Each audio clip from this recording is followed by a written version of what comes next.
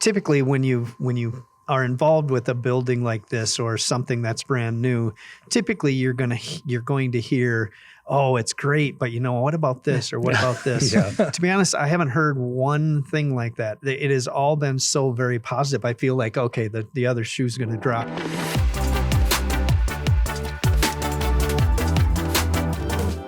Hello and welcome to the Daktronics Experience Podcast. I'm Justin Oxner here with Matt Anderson. Today we are on campus at South Dakota State University in a newly renovated arena. We're here with Jeff and Christi. Before we jump in, Jeff, we talked to you a couple years ago at the start of this project, but can you give us a kind of a refresher of what your role is here at SDSU? Oh, of course. My official title is way too long for a business card. Senior Associate AD for Facilities and Operations. I'm in administration here. Okay. And Christy's my co-worker.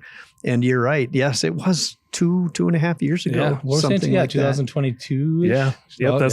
Yes, time flies. Yeah. But it's been fun, and we'll get into those last couple of years. Yeah. And then how long have you been at South Dakota State? This is my 11th year. Okay. What'd you do prior to that? Kind of how did you get into the administration? Yeah, good question. Long story short, I was a head baseball coach at the collegiate level for a while. And my last stint as a head baseball coach was at Augustana in Sioux Falls.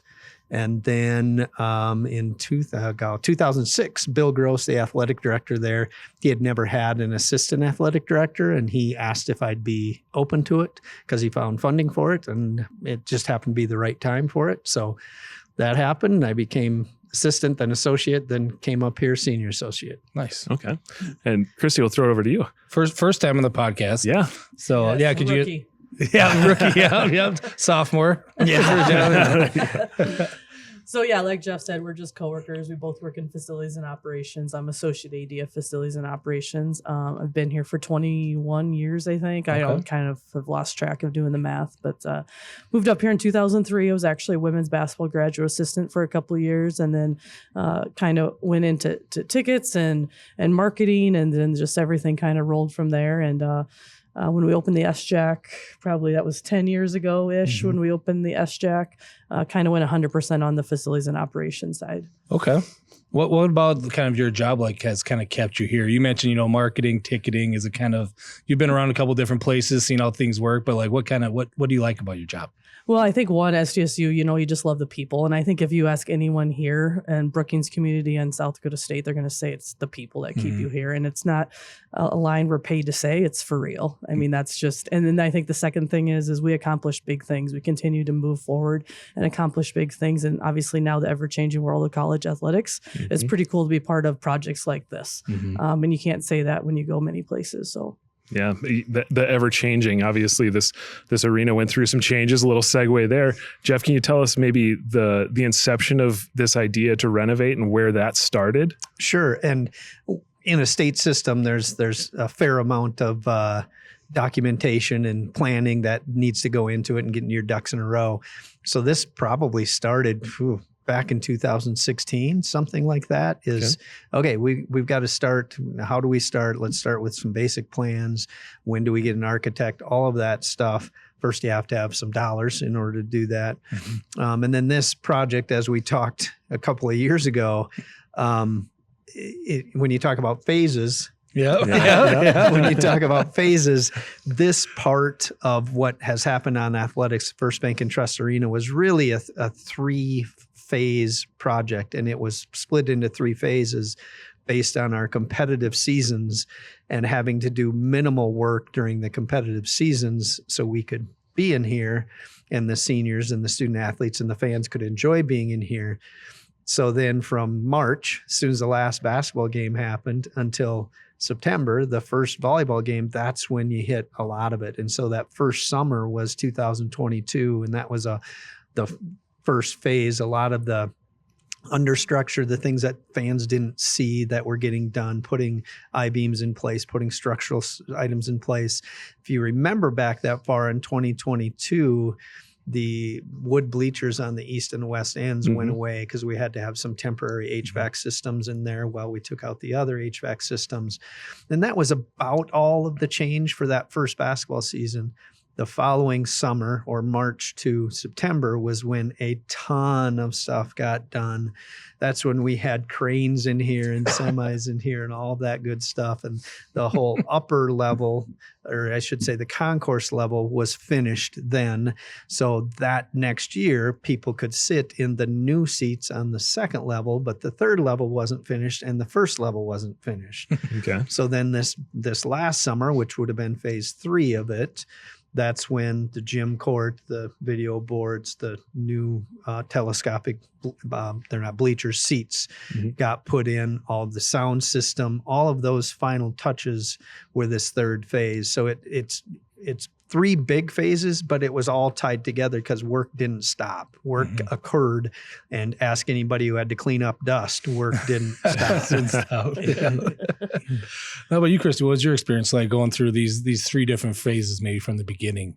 Like how involved and this can go back to you too, Jeff, but how involved are you like right before even that first phase? Like very heavy in design or anything like that, or kind of was your role in that? Yeah, I mean, I think, we pretty much had the building design before 2020 when COVID hit. There was lots of behind the scenes work and designing it, and I think that's what was really cool about it. We were ready to go, and then once we secure the money and get the financials and the Board of Regents, approvals and legislation approval and all that type of stuff, we were ready to hit the ground running. So now I kind of forgot your question. No, that's fine. No, what was it like going through those 3 phases then? I mean, we've already heard about, right? A lot of cleaning up work's always going and stuff. Well, I told a couple of people, imagine having your house under renovation and how much of a mess that makes all the time. Multiply it by the number of square footage that we have here, which I have no idea it is, how much that is. But then, and then have people over for dinner almost every night, and you have to clean it up for 3 years. For 3 years. So it was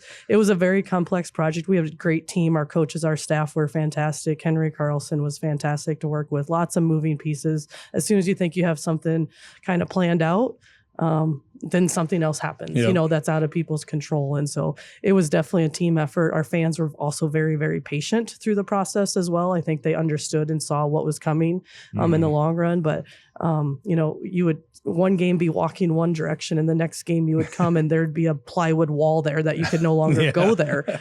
So there was definitely challenges, but it was certainly fun to be part of the team to work on. I think it helped too, because if I remember correctly, all right, even last year, there's big banners out in the concourse showing the final rendering of what it was going to look like. So yeah, it's one of those, everyone's okay with stuff because they can see how cool it's going to be. Yeah, so exactly. Tolerable. And maybe even during that time, what was it like to schedule those multiple events around construction? It seems like a logistical, diagram with wires going every different direction, trying to string everything together.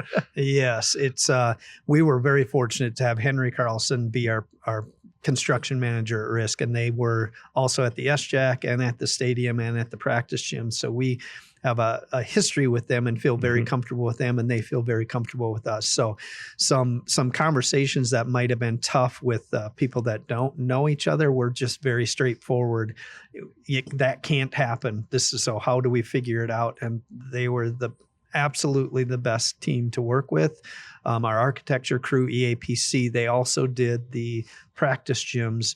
And when they did the practice gyms, they knew that this was going to be coming at some point. So there was some collaboration there, that knowing that what's coming next.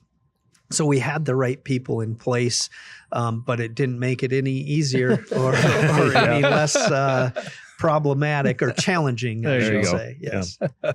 And then maybe obviously one of the big parts of the final phase here is the LED display systems and stuff too, like that. And I'm trying to remember if we had asked you in the previous one too, but when it came to deciding what you want to look like, right? The rendering and everything. How did you kind of come about that? Because it is a cool shape, right? Like a big curved single display essentially with a ribbon on top and everything else. But was there a lot of traveling involved, seeing what other people are doing at their arenas? Like, how did you kind of come about this? Good question. Layout? Do you want to take it, Willie? You can start.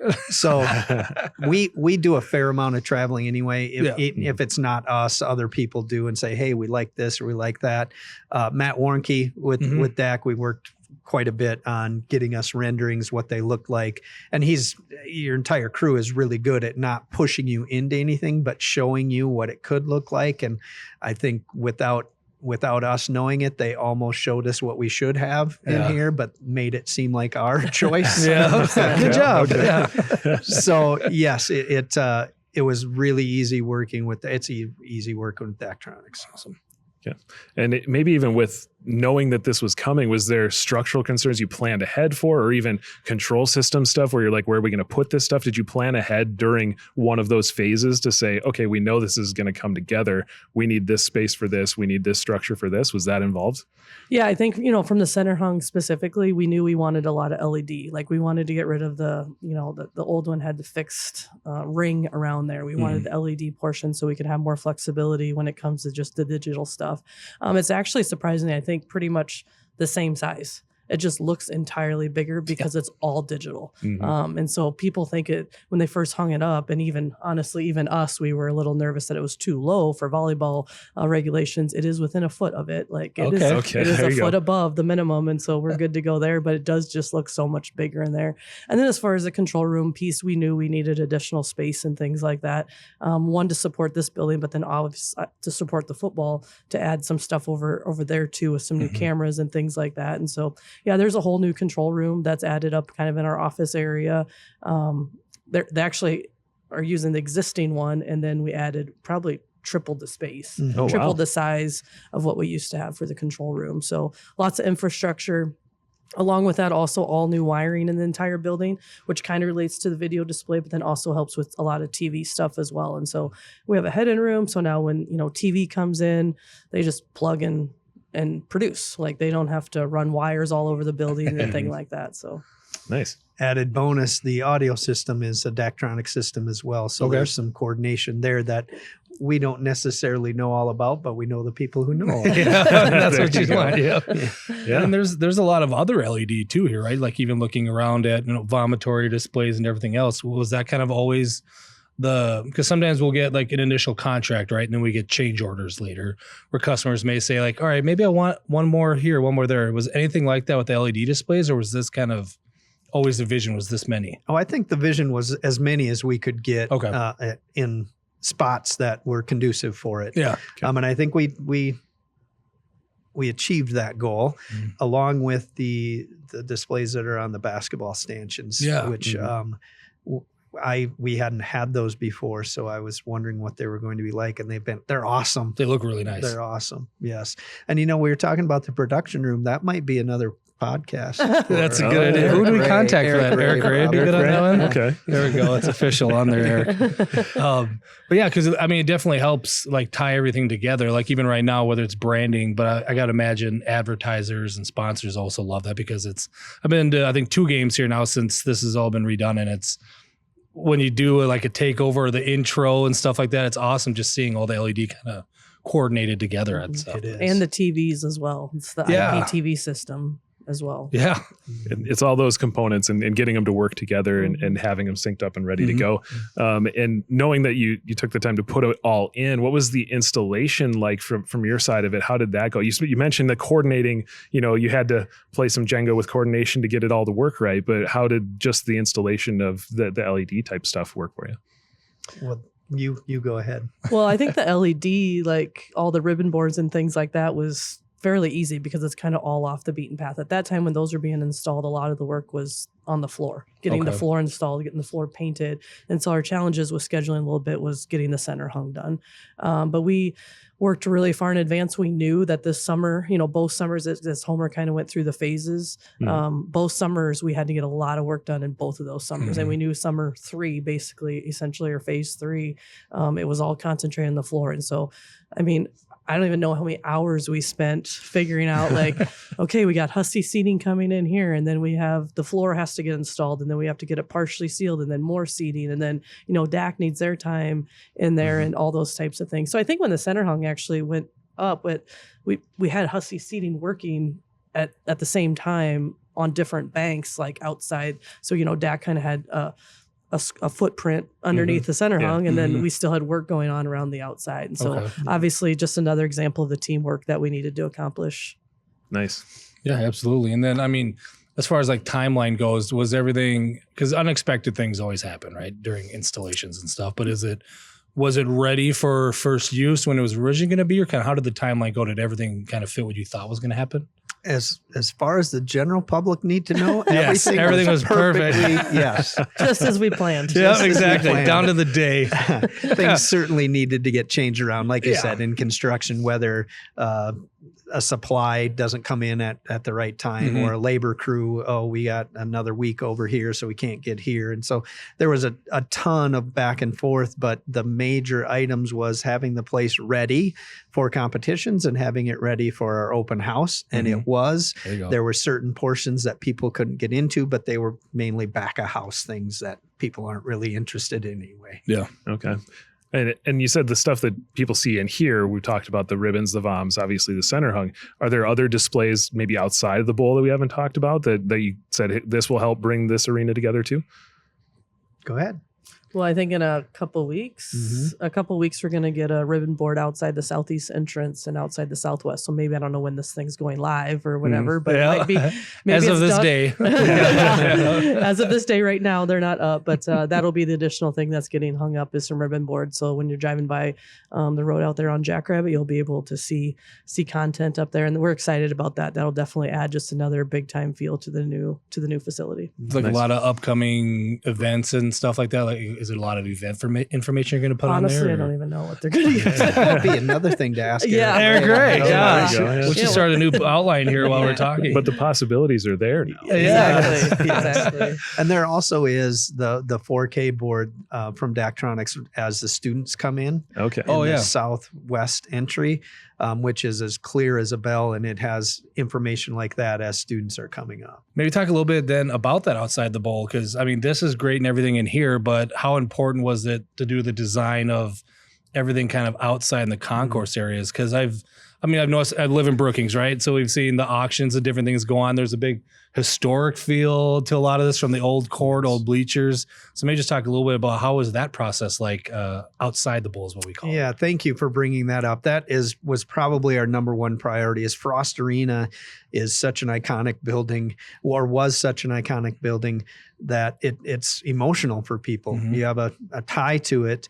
And so making sure that we remember those things, yet moving forward, we wanted to make sure that we did our best to try and tie those things together. So outside in the concourse, the south wall having all those gym floor pieces, those are the actual gym floor pieces from Frost Arena. And it was very diligent work getting those out and not to fall apart and then put back up, and the center SD interlocking logo is up there. That was a little nerve-wracking getting that thing, but they did an awesome job, and that is a fantastic feature of this, because it does pay homage to the past, and it's just really cool. And there's photos up, there's trophies up, the trophy display cases are lighted blue. It gives you a good feeling. And then the soffits all the way around are the old bleacher board, which is a cool feature. In the South Dakota Furniture Lounge and the student the student club area. Hefty. Yeah, the Hefty student club area.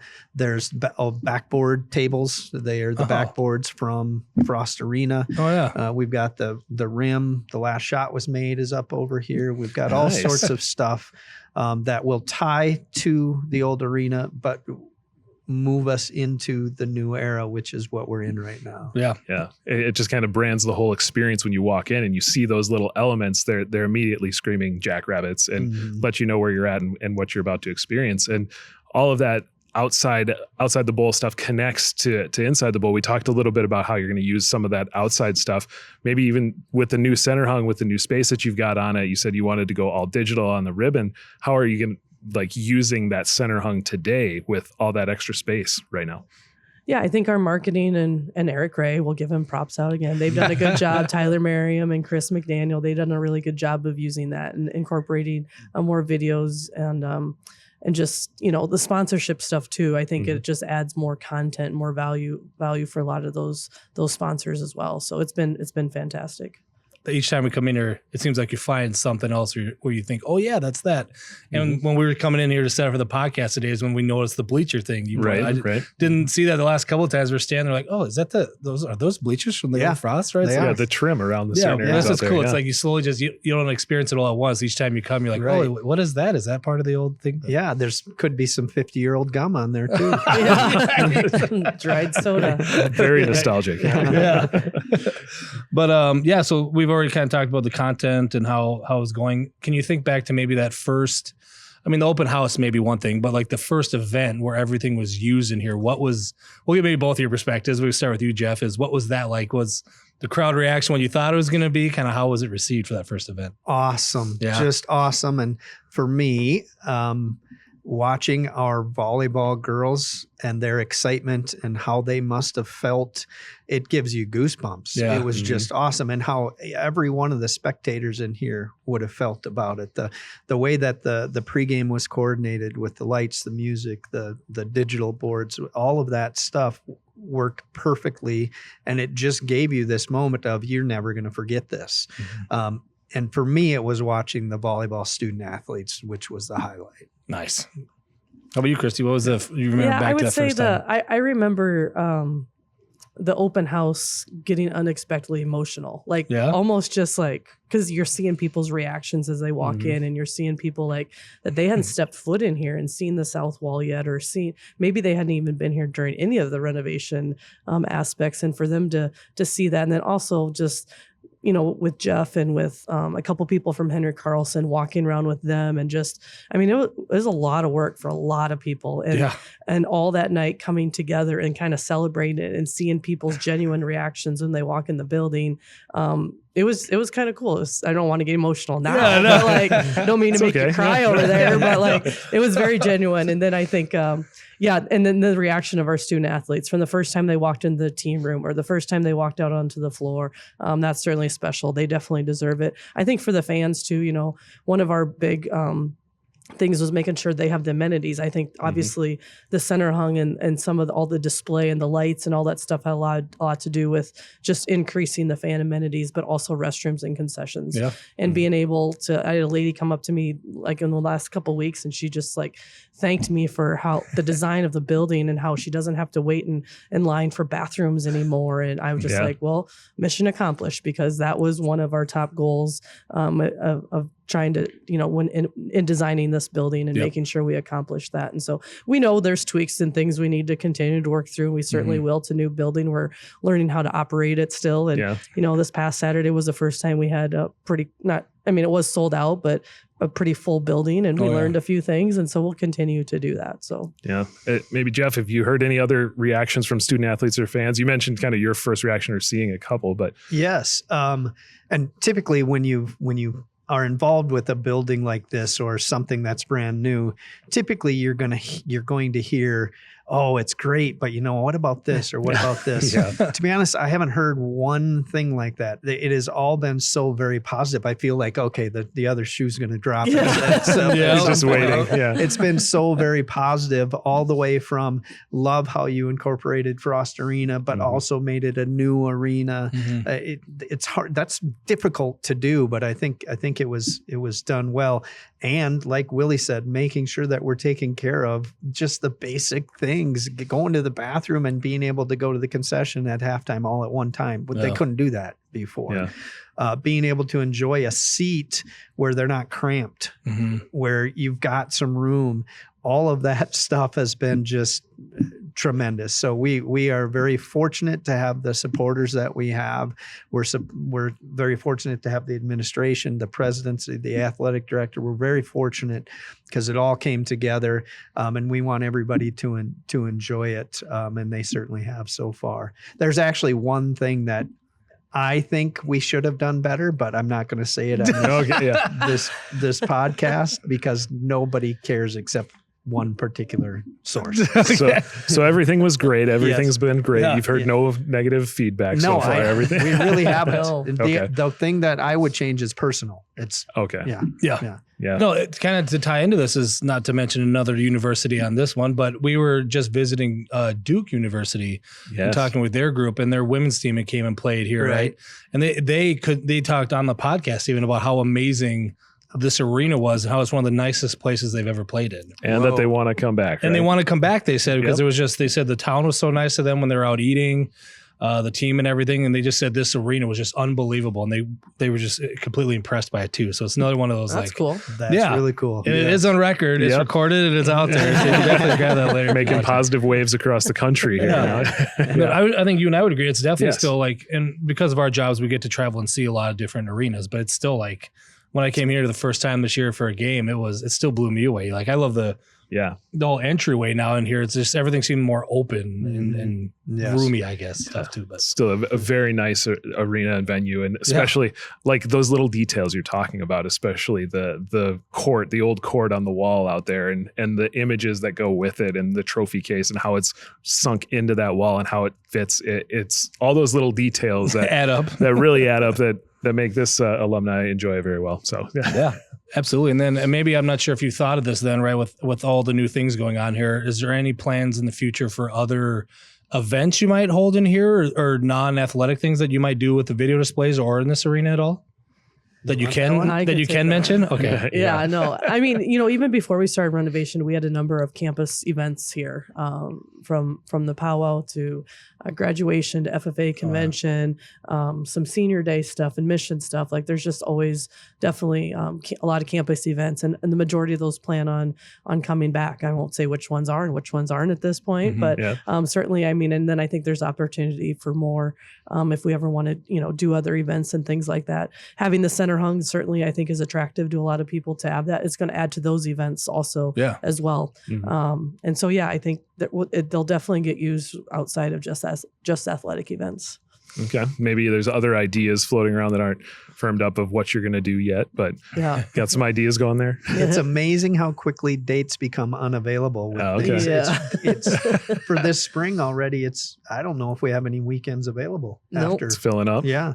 That's great, right? Yeah. Show off the new venue with as many events as you can without getting too crazy on the scheduling side. Right, exactly. How about for like recruiting trips? Do you get a lot of requests like when they come in here, have the boards turned on? Like, have you seen any recruits come through and their reaction to everything? Or because I always hear that's a big part of these too, right? It's a big recruiting tool as well. Yeah, absolutely. Definitely is. Recruits are in here all the time. Yeah. And sometimes ones we're not aware of, and sometimes ones we are aware of. There you go. Cool. Is there anything else about this project that maybe really sticks out to you, or the whole venue itself, not just specifically the DAC displays? I mean, if you do say that that's your favorite part, that's fine. You don't have to. You don't have to. Yeah. Anything that really sticks out as maybe your favorite part of this entire renovation? Oh, geez. I have to pick one. Or two, or three. Right. Call out the things you really enjoyed about this. I mostly enjoyed working with the people. I don't think there's many times in people's career that you can say you're part of a renovation project over 3 phases. That's such an iconic building in the state of South Dakota, or even in the region. And I think that's really cool. A place that many, many people have come through the doors and are going to continue, whether it's for athletic events or other things. I'm just very grateful to be part of it. And I think the coolest part is obviously the arena and now I'm going to pick probably 4 or 5 things. That's fine. Yeah. I think the amenities for fans. I think the tie to Keep and Frost Arena, which was obviously important to First Bank and Trust Arena too. That was important to them. To the amenities that our student athletes are getting, and how that's going to affect our competitiveness here and things like that. Being able to go into a locker room lounge space and also be close to the weight room and their sports medicine and their equipment room, like everything's close together now. The efficiency, the schedules that those student athletes have are insane. Yeah. I mean, they're going to class, they're working out, they got to find time to eat, they got to find time to do this and that, watch film. So just some of those things, it should never be the most important thing, but it certainly helps their efficiency and be successful. So like I said, I kind of went on a rampage right there. No, that's good. I think those were all pieces when we first sat down the very first time. I think we're in a conference room and it was like 2 days full of just asking coaches and different department heads. What do you want? What do you want? And what's important to you? And I actually just cleaned my office out like about a couple of weeks ago, and I found that yellow notepad, Oh, there and you I go. started thumbing through it. And I don't think we missed many marks from those meetings of like just what's nice. important.